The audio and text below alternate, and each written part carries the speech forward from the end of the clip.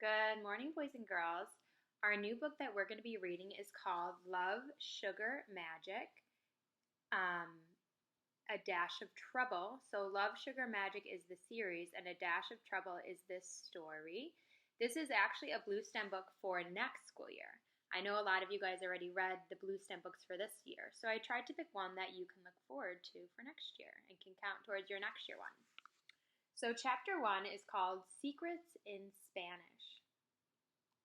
Leo sprinted to the hallway bathroom, slammed the door, and locked herself in, just in time.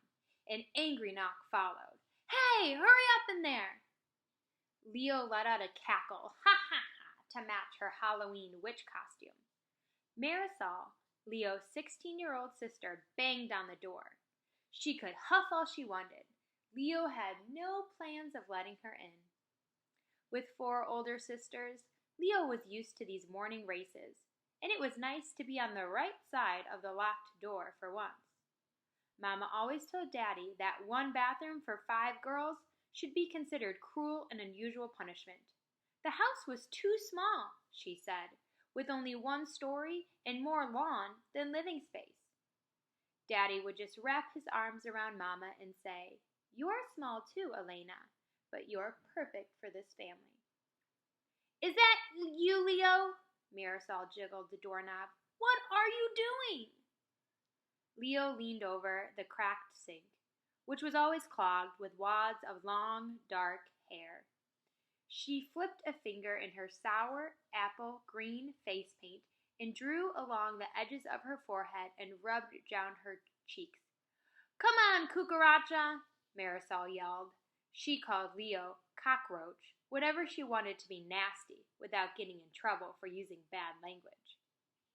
"I'm putting on my costume," Leo shouted. "Aren't you getting a little too old for costumes?" 11 is not too old. Besides, with Marisol's black leather jacket and ripped tights, she dressed like it was Halloween every day. Leo wiggled her fingers at the door, the way witches cast spells in movies. "Snakes in your hair," she thought as loudly as she could. But all she heard was the sound of Marisol sighing against the doorframe. No screams, which meant no snakes, which meant no witch powers. Too bad.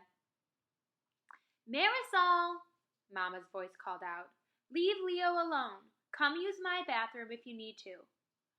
"My eyeliner is in there," Marisol said, but her footsteps stopped toward Mama and Daddy's bedroom at the opposite end of the hall.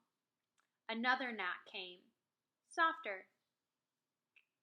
"Leo, please hurry," Isabel, Leo's older sister, said. "I can help you with your hair if you need me to." Isabel was the only one in the house with the patience to tame Leo's mane of dark curls. Leo's other sisters had inherently shiny, smooth hair from Daddy's family, but Leo's hair never went down without a fight. Checking her reflection one last time, Leo smiled. Her perfect witchy costume was all part of her plan for a perfect Halloween. Now, she just had to find Mama and make her argument. Leo pulled hard on the knob to unstick the creaky door from its frame. "Boo!" she shouted. "Thanks, little Leo," Isabel said, not even flinching. "Happy Halloween." She wore a collared shirt and a skirt, with only a pair of tiny pumpkin earrings to celebrate the holiday. She slipped into the bathroom, her grown-up heeled shoes clicking against the tile. Leo couldn't understand why Isabel didn't get more excited. Halloween was one of the best holidays. Not because of the candy or the disguises, even though Leo loved both of those things. No, Halloween was extra special because right after it came Leo's favorite holiday of all, Dia de los Muertos. The 31st of October was like Christmas Eve. For a second, Leo worried that she should have dressed more like Isabel. Would she seem more grown up without a costume?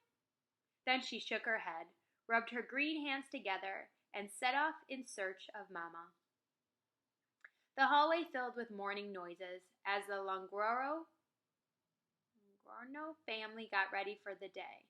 Leo shuffled down the hall, her orange and black striped knee socks shushing against the wood floor. She burst into the kitchen. Sunlight poured through the blinds and onto Mama's windowsill garden, where the basil and oregano and cilantro glowed bright.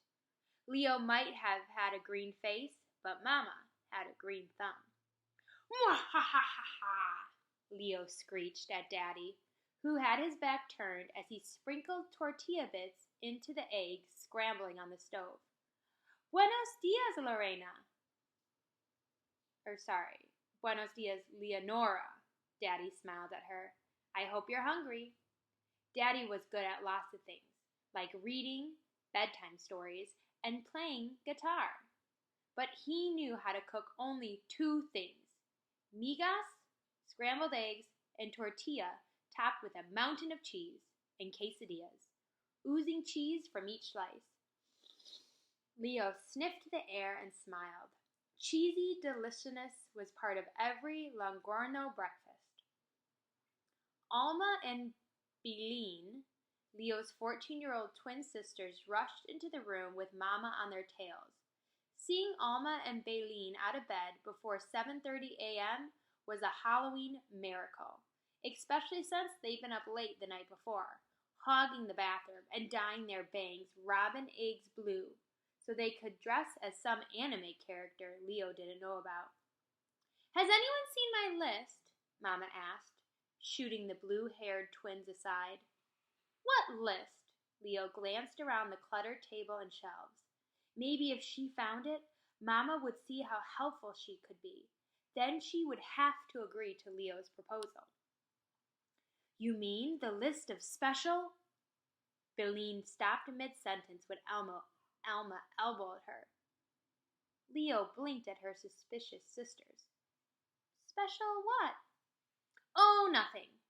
Mama ruffled a pile of papers on the counter. Leo craned to see. "Haven't seen it," Daddy answered, with his head buried in the frying pan. "Almost time to head out, Leo. Eat up." He divided the migas onto red and blue plates with a big white Texas Lone Star in the middle. Leo opened her mouth to tell Mama her idea. The phone rang. "Hello, Amor y Azucar Panderia." Mama answered every phone call with the Spanish name of their bakery, Love and Sugar. Daddy always tried to tell her that she needed to keep the home telephone separate from the business, but there was hardly any point. Everyone in Rose Hill, Texas, knew who to call if you wanted to reach the bakery, and half of them probably had the home phone number memorized. "Here." Isabel walked into the room waving a piece of paper. "Ah, thanks, mija," Mama whispered, covering the phone mouthpiece. She looked at the paper, then pulled a mechanical pencil out of a tight bun at the back of her head and scribbled something at the bottom. She frowned. "Sí, ya voy," she said, and then spoke Spanish too quickly for Leo to guess the meaning. Isabel stood close, looking over Mama's shoulder and nodding. Isabel spoke Spanish. Marisol, too. They had both grown up with their abuela singing songs, telling stories, and babysitting them while Mama went to work. Abuela had been too old to look after babies by the time Alma and Beline were born. But even they were getting better year after year of Spanish classes in school. Leo, who was too young to have known Abuela and for Spanish classes, couldn't speak more than a few words here or there. Mama hung up the phone. "Otro hechio," she said softly. Isabel nodded. Leo tilted her head and frowned. Mama only spoke Spanish with customers, or if she didn't want Leo to understand. But that didn't matter now. She had an important goal.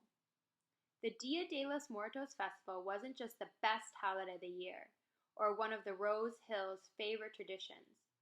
It was also Amor y Azucar's biggest event. They sold their cookies and cakes and sweet breads as the whole town celebrated the lives of their ancestors. Mama's family had hosted the Day of the Dead festival for as long as there had been a Rose Hill, Texas to celebrate it. Or at least, that's what Abuela used to say. And getting ready for the festival required a whole day of preparation.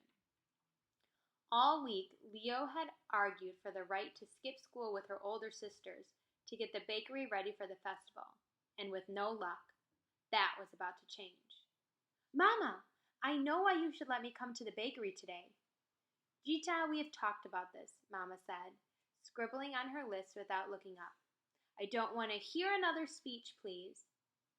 Leo opened her mouth to argue, but Mama held up a warning finger. Enough. No fair. Leo slammed her fork onto the plate. She felt herself turning whiny, the corners of her mouth dropping. Leo, you know it's not a vacation, Isabel said. Mama needs just a few extra hands. We're going to be busy all day. She smiled at Leo. Leo could help, Baylin piped up. The twins were always Leo's best allies. I mean, just with the normal part. Alma elbowed her in the side. Quit it, Baylene snapped. Marisol tugged Leo's hair from behind. Mama and Tia Paloma hog all the baking anyway, Cucaracha. We only get the boring stuff, like taking orders from customers. Believe me, school will be way more fun. Mama, said Leo, turning to her mother, I love taking orders. I know I can. The phone blared again. Leo, will you be able to help tomorrow at the festival? Mama said as she picked up the call. Now, please go out to the bus stop. Your sisters and I need to leave for the bakery. Daddy tried to kiss Leo goodbye, but she dodged him, jumping down from the breakfast bar and dumping her eggs into the trash. Anger replaced hunger and growled in her stomach. She stomped out into the foyer. The family cat, Senor Gato, pawed at the front door. Do you get to go to the bakery too? She asked him. Senor Gato blinked around, yellow eyes at her. Boo, she hissed at him. He yawned, arched his back, and trotted into the kitchen with the rest of the family. Leo stomped out the front door alone. And that is the end of chapter 1. I can't wait to hear what you think.